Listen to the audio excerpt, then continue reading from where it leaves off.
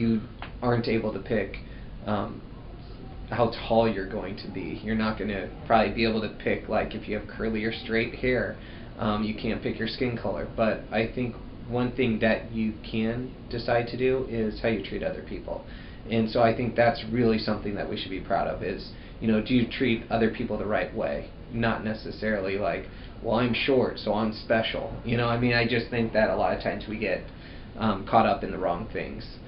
So I think anything, I hope I'm doing the right thing when I'm down here every day, and I hope I treat everybody the right way, and that's something that I'll be proud of, when it's my last few days here on Earth. How did Pathway start? Were you here when it started? No, well, I was sat on the board of directors, so I do know the backstory. Essentially, like if you give someone food, it lasts them a week, right? But then they're out of the food, and so what difference were we really making? And I feel like by reaching out to women in particular, most of them being mothers, that they can impact multiple generations. Like, they can better their own lives and better the lives for their kids as well. So Pathway really developed is, instead of just patting ourselves on the back saying, oh, we did a good job by giving someone a week's worth of food, it's like, how could we really help someone out? And not just looking at it like we solved all of their problems by giving food away. And so Pathway was really, it developed from the wanting to do more and not saying, we know how to fix all your problems, but, tell us what your problems are, tell us what your dreams are, and let us assist you in achieving your dreams. What is your opinion about the welfare system and how it works? I think it gets a bad rap.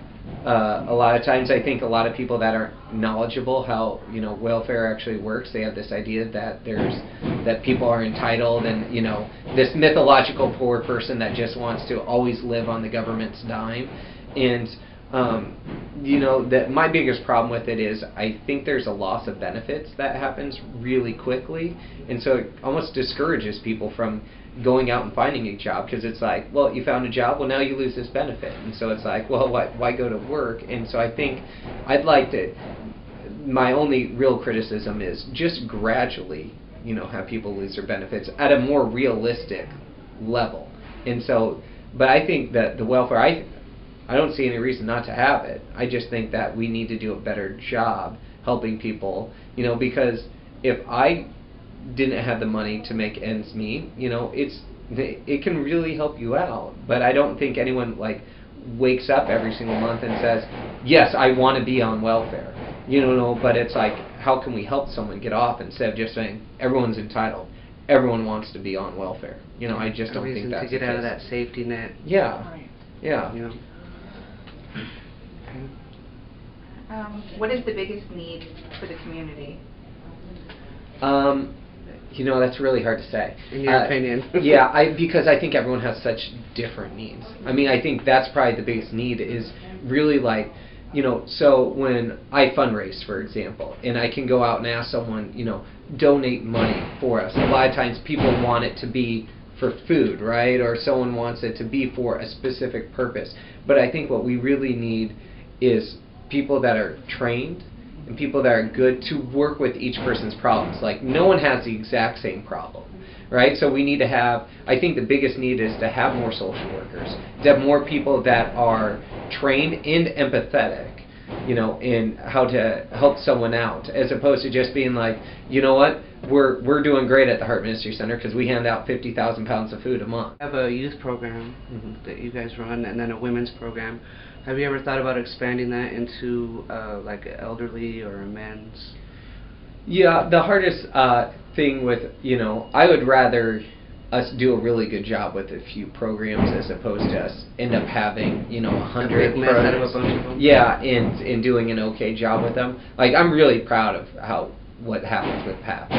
And I think, the change that you see in 12 weeks is really incredible. So I want to do everything I possibly can to make sure that change happens. And so rather than saying, well, we could do a good job with the elderly, or we could do a men's program, we could do a good job with that. It's like, I want to do a fantastic job with one program, because I think otherwise we almost kind of it's unfair to the people that participate. And, like if you get a great experience from Pathway, that's what I want. I don't want you to get a good experience at Pathway and someone else to get a good experience at a men's pro and someone else to get a good. So I'd rather us focus all of our time and frankly all of our financial resources, at one program doing it as opposed to just saying we're going to have a lot of different good programs. Make a big difference. Yeah. For a few people that And just, make a little difference in a bunch. Yeah. Okay. I think that's one. Oh, you do teach at Bellevue? I do. What is your advice about adults going back to school?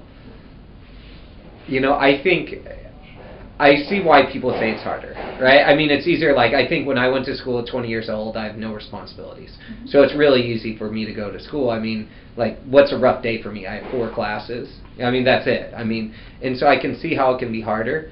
But the adults I see, Bellevue gets a lot of non-traditional students. They're a lot more motivated because they know what an education will do for them at that point in time. I think when you're 20 or 21, you probably don't value the education as much. You just kind of look like, it's something that I could, maybe go on to more school or something, But I think once you're a little bit older and you see the jobs that now require a bachelor's degree or require some sort of education, so I think I can see why it's harder, but I can also see why you'd be more motivated. And I think to me, when I look for someone that I'm going to hire, a lot of times I don't look for a new grad. I look for someone with world experiences and has been through a bunch of stuff in their lives. And if they go back to school, even better, because I'm like, they're not going to quit. When it gets tough, when things don't go well, they're not just going to say, well, I can't handle it, and then they're going to quit. I'd much rather have someone that shows me, look, I persevered through a lot more. So I think as an employer, to me, it's even a better sign for those people that go back, because I'm like, I know they're going to stick it out, and I know that they have good time management skills, and I know they can handle stressful situations, as opposed to just saying, you know what, it's tough. Because frankly, most jobs are going to be tough. And so I'd rather have, people that can show me, yeah, I'm going back to school, and this is why I'm going back to school. So. Okay. So, last question. What has been your biggest reward working here? I think I'd say it's 2 fronts. I'd say first off, when I see someone like, I've been here for 2.5 years, so I've seen a number of pathway classes come through. When I can see where someone is that was in here 2.5 years ago, and if you think about it, they a lot of times will have a degree now. That's really cool to see, and that they would stick it out, and I know they'd come back here and they'd tell me how tough it was during that process. So when you see someone that like is in such a better place, that's really, really rewarding. I think the other thing is, the clients inspire me and what they go through and what they overcome. And even like you'll see it with some of yourselves, and you look at the other ones and you'll say, 12 weeks later, where are we at now? And you'll be like, it's awesome. You'll be like, I can't believe like where I am, where I was 12 weeks ago and where I'm at today. And so that really inspires me. I think the other most rewarding thing about my job is I get to see these people that have never met you, right? And have so much faith in what you're doing that they will write like a $10,000 check, or they'll write a $15,000 check, or sometimes they write $5 because that's all they have.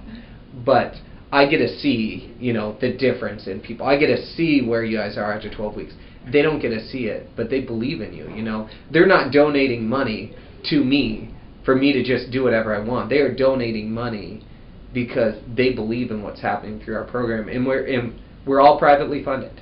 So it's individuals. I mean, these are people that are saying, look, yeah, I could go ahead and buy myself a really fancy car, but I'm not going to buy myself that fancy car. Or I could, buy myself a bigger house or something like that, because they also believe in this community and they believe in you in particular. So I think those are the 2 coolest things that I get to see, are the most rewarding, is me getting to see the change in people, but then me also getting to know all these people that are so generous and so kind, and believe in what you're and doing. believe in what's happening down here, and believe in what you're doing, even if they've never necessarily met you.